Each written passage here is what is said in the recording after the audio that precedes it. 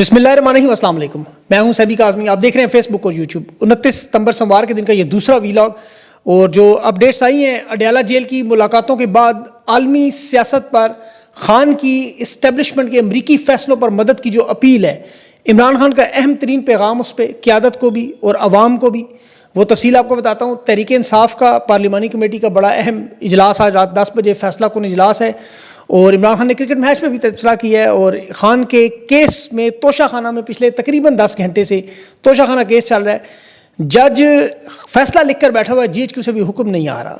Adiala jail के बाहर कल सूबाई असम्बली के कौमी असम्बली के सेनेटर के इजलास तलब कर लिया, अरकान पार्लियामेंट पहुँचेंगे और आज़ाद कश्मीर में बड़ी ख़तरनाक सूरत हाल 26 नवंबर वाली होली खेली जा रही है और तमाम राब्ते मुनक़ता हैं। वहाँ पर आवाम ने तमाम एंट्री पॉइंट्स बंद करने का ऐलान कर दिया है और एक शहादत तो 10 के करीब ज़ख्मी अब तक हो चुके हैं और ये एहतजाज इस्लामाबाद प्रेस क्लब तक पहुँच चुका है।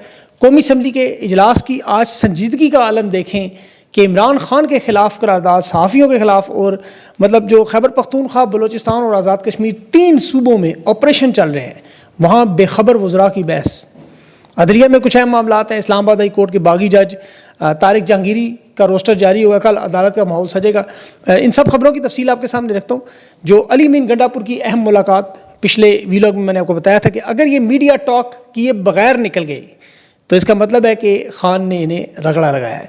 इनकी बॉडी लैंग्वेज भी जो देख रहे थे, उनका कहना है कि ये बड़े ढीले ढाले, एतमाद से खाली नज़र आ रहे थे।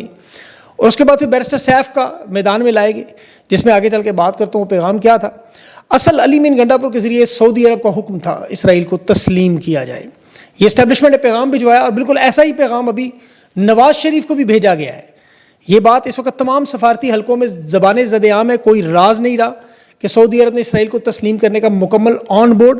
डोनाल्ड ट्रंप ने तो ऐलान किया ही किया। आज उसका सबूत शहबाज शरीफ ने डोनाल्ड ट्रंप के 20 नुकाती गज़ा के मामले पर एजेंडे की मुकम्मल तायीद करते हुए ट्वीट में ऐलान कर दिया।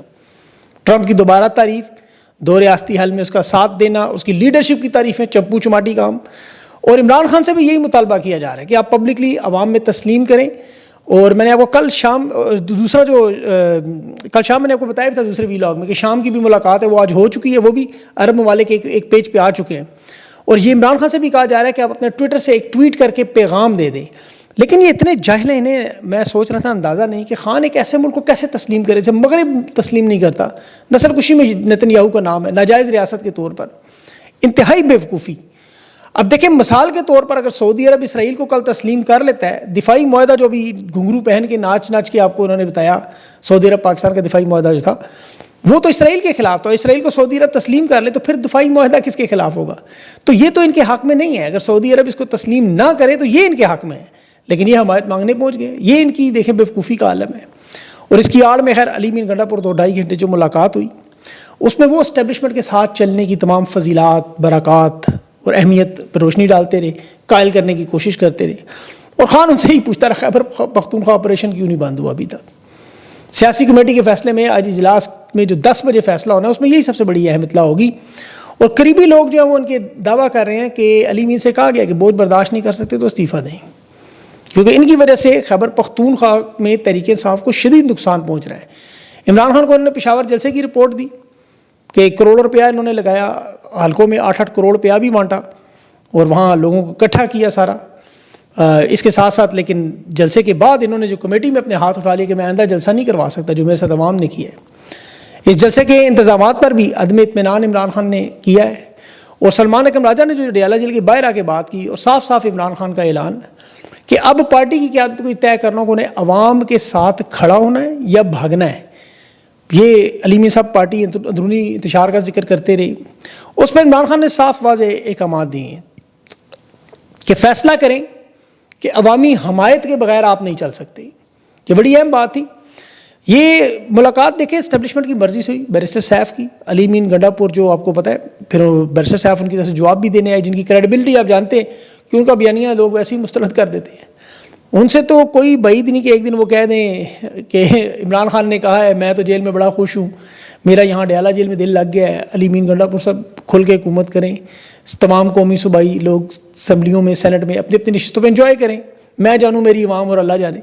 ये तो हो सकता है इस तरह का बयान भी दे दे, लेकिन लोग नहीं मानते इनकी कोई बात भी।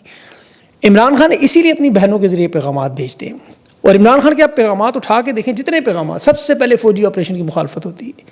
بیرسٹر سیف کے بیان میں ذکر ہی فوجی آپریشن کوئی نہیں، اور یہ صرف بیرسٹر سیف کے بیان میں نہیں، قومی اسمبلی میں آج اسپیکر ایاز صادق نے دیکھیں کیا کیا کہ جب خیبر پختونخوا میں آپریشن کے خلاف بات کرنے کی کوشش کی تو اس نے کہا میں دہشت گردوں کی حمایت میں بولنے ہی نہیں دوں گا، کسی کو بولنے ہی نہیں دیا۔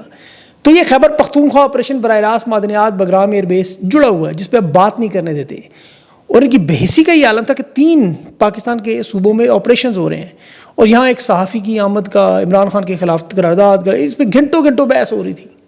وزیرستان میں صرف 8 شہادتیں ہوئی آج۔ آگے میں آپ کو تفصیل بتاتا ہوں۔ جو تحریک انصاف اڈیالہ جیل کے باہر بھی اسمبلی لگانے کا اعلان کر رہی ہے، تمام صوبائی، قومی اور سینٹ کے ممبران کو بلایا گیا، کیونکہ انہیں پتہ ہے سوشل میڈیا جان نہیں چھوڑ رہا، اور پھر جو حالات بنتے جا رہے ہیں، دیکھیں جو حالات میں آپ کے ابھی سامنے رکھتا ہوں وہ میں آپ کو بتاتا ہوں، لیکن پہلے وہ اڈیالہ کی تفصیل ہی۔ علی بن گنڈا پور نے جو جلسے کے بارے میں بات کی، دیکھیں انہیں اندازہ ہو چکا ہے اس وقت اسٹیبلشمنٹ کو کہ یہ اثاثے ان کے ہاتھ سے نکل رہے ہیں، عوام مسترد کر رہی ہے، اور نئے اثاثے بنانے میں بڑا ٹائم لگتا ہے، اسی لیے باقاعدہ پروٹوکول سے ملاقات کرائے گی۔ ظاہر ہے ڈونلڈ ٹرمپ کا معاملہ تھا، سعودی عرب کا معاملہ، وہ پچھلے ویلاگ میں آپ کو بتا چکا ہوں۔ پھر اس میں عمران خان نے جو سلمان اکرم راجہ کے ہاتھ پیغام بھیجا کہ اتحاد کی شکل میں اب تحریک انصاف چلے گی، اور اس میں عمران خان نے دوبارہ علامہ ناصر عباس، محمود اچکزئی اور اب پیر پگاڑا کو بھی شامل کیا ہے، اور یہ اہم پیغامات عمران خان نے ان کے لیے دیا۔ دیکھیں یہ بڑا اہم ہے پیر پگاڑا کا شمولیت۔ خیبر پختونخوا کی قیادت ان لوگوں کو نزدیک نہیں پھٹکنے دے رہی ہے۔ پشاور کے جلسے میں دیکھیں آپ کو علامہ ناصر اور یہ محمود اچکزئی نظر نہیں آئے، پورے پاکستان کا جلسہ تھا۔ یہ محمود اچکزئی کا نام اپوزیشن لیڈر کے لیے بھی نہیں مانتے تھے۔ یہ صاف صاف اس لیے عمران خان نے قیادت کیا کہ اب جو عوام کہے گی اس کے مطابق چلنا، اور عوام ان پہ متفق ہے۔ اب جو علی بن گنڈا پور صاحب کے ذرائع کہہ رہے ہیں کہ انہوں نے علیمہ خان کی کچھ شکایتیں بھی لگائیں کہ جس سیاست میں براہ راست دخل دیتی ہیں، اور پھر یہ خیبر پختونخوا کے متعلق جو انفارمیشن آتی ہے وہ درست نہیں ہے۔ سلمان اکرم راجہ نے اس پہ کہا کہ ایسا کوئی نہیں ہے، علیمہ خان نے پارٹی پر کبھی کوئی بات نہیں کی، سیاست میں کوئی دخل اندازی کی، ان پر تہمت لگائی جا رہی ہے۔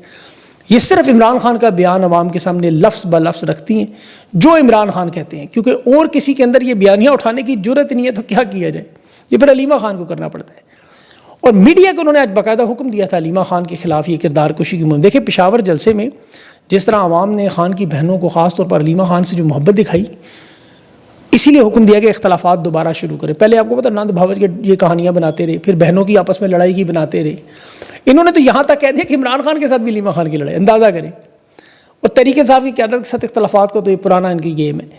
علی بن گنڈا پور جو عمران خان سے ملنے آئے، عمران خان نے صاف صاف یہی بات کی، علیمہ خان کا سیاست ہے، وہ صرف میرا پیغام دیتی ہے، ان کو سیاست سے کوئی تعلق نہیں۔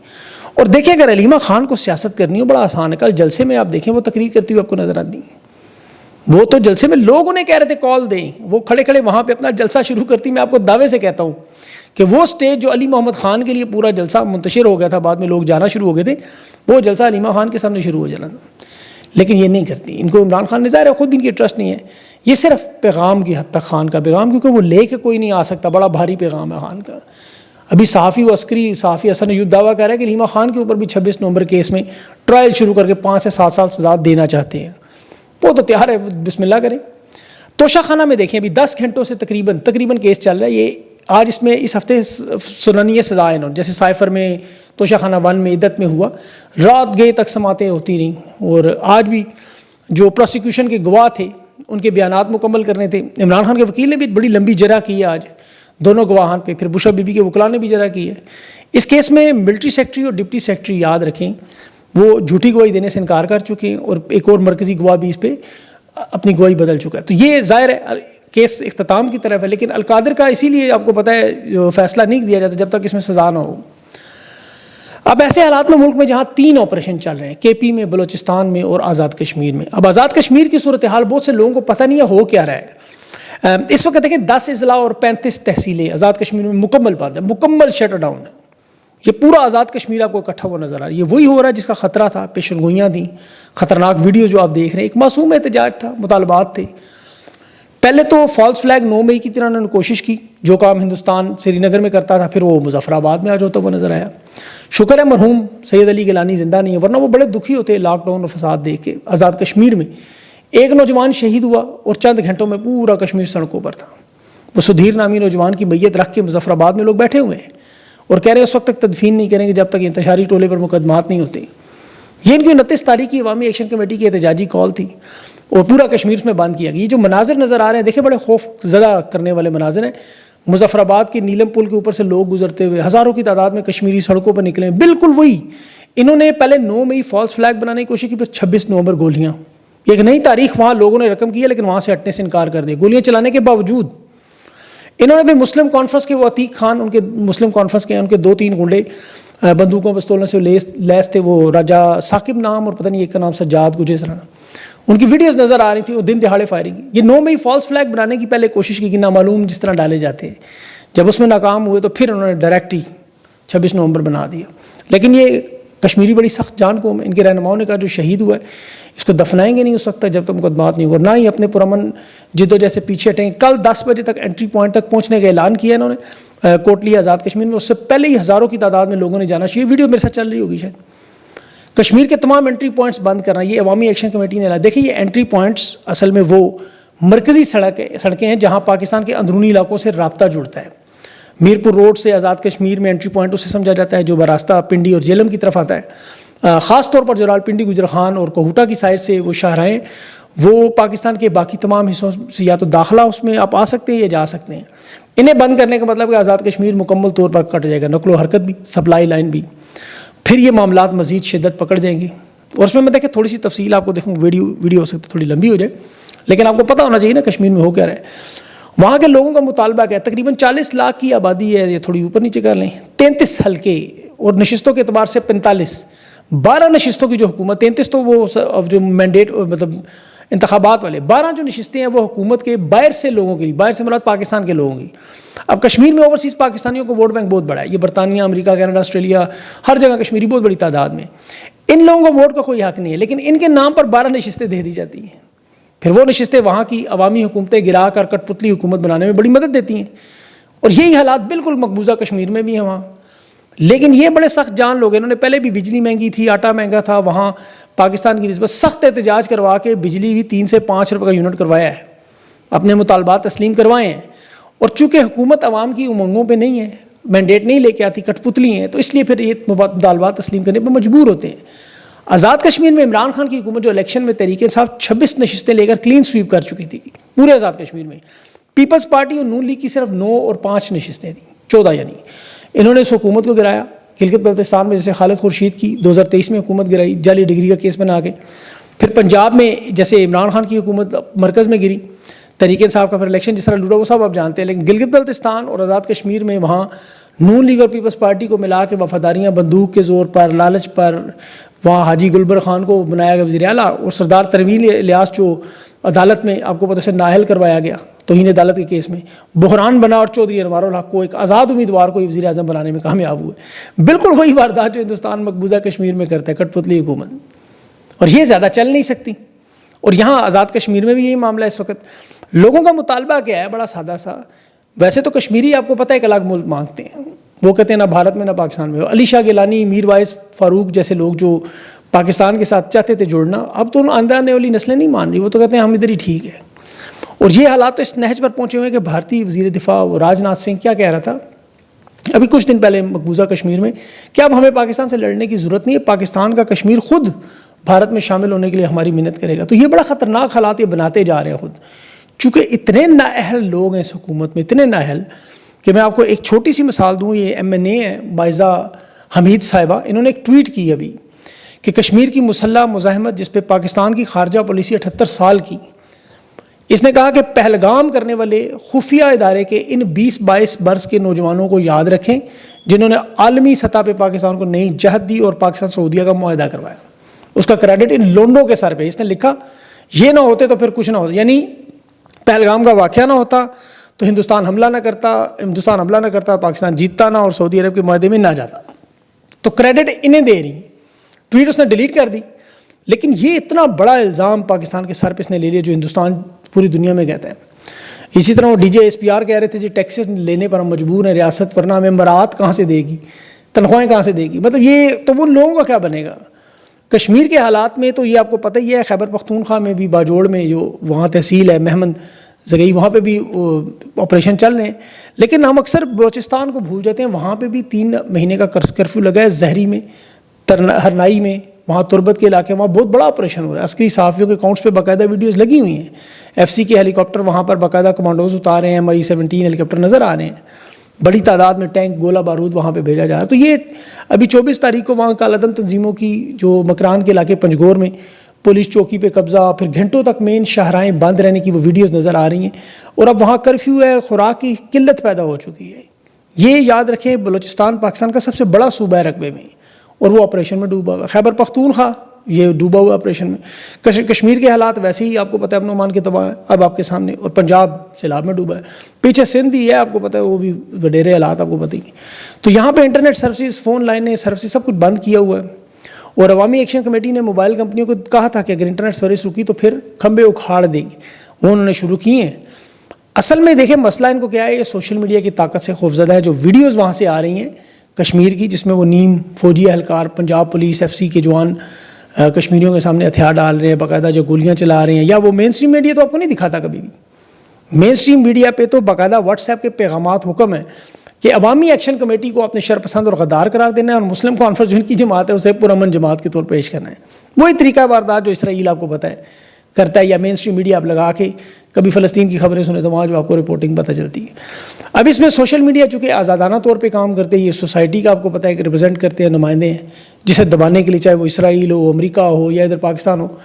یہاں ابھی امریکہ میں بھی دیکھیں ٹک ٹاک اسی لیے خریدی کہ الگوریتم قابو میں نہیں آ رہے, ایکس ٹویٹر مانتا نہیں, یوٹیوب فیس بک کو قابو نہیں کر سکے. تو یہ جو بیانیے کی لڑائی انہوں نے بنائی ہوئی ہے سوشل میڈیا پہ, اگر مین اسٹریم کے صحافی تو بڑے آرام سے آپ کو پتہ ہے وہ تو ایک طوائفوں کی طرح بک جاتے ہیں. یہاں مین اسٹریم کے جو بکتے نہیں اٹھا لیے جاتے ہیں, جو نہیں اٹھتے وہ ان کو آپ کو پتہ ہے کوشش تو بڑی کرتے ہیں, لیکن عوام بیانیاں اکھاڑ دیتی ہے, اور یہ عوام کو ذہنی طور پہ کمزور کرنے کی کوشش کرتے ہیں. نعرے بیچتے ہیں, نعرے. ابھی ہندوستان کے میچ میں آپ نے دیکھا 3-0 سے میچ آ رہا ہے, ایک ٹیکنیکل گیم ہے, اس میں وہ اشارے اور نعرے, وہ جی کارڈ ہمارا اٹھا کے پرے پھینکا, محسن نقوی ٹرافی. ہندوستان کی ٹیم بھی ایسی نکلی, وہ بھی بالکل دیکھیں ہاتھ نہیں ملا رہے, ٹرافی نہیں, مطلب عجیب سی انہوں نے رکھتے ہیں کہ دونوں ممالک میں, یہاں مذہب کے نام پہ, قوم کے نام پہ, پاکستان میں زیادہ قومی سلامتی کے نام پہ, اور وسائل سارے چوری. یہ تو اللہ بھلا کرے سوشل میڈیا کو شعور ہے, جو ساری باتیں سمجھتے ہیں, ہر چیز آپ تک پہنچ جاتی ہے. چھوٹا موٹا ہمارا بھی اس میں کردار کہیں نظر آ جاتا ہے. تو یہ پاکستان کی قوم دیکھ رہی ہے کہ یہ ملک کے ساتھ سنسیئر نہیں ہے, ذرا سے بھی مخلص ہو. 3 صوبوں میں اس طرح آگ لگی ہو اور آپ جا رہے ہیں اسرائیل کو تسلیم کرنے, بھائی اپنے ملک میں پہلے اب جاؤ. بہرحال ابھی اس میں اور بھی بہت ساری چیزیں ہیں, لیکن اب ویڈیو لمبی ہوگی بہت ہی. کل انشاءاللہ جو ہوگی اس میں تفصیل آپ کے سامنے رکھوں گا. اپنا خیال رکھیں, مجھے اجازت دیں. اللہ حافظ.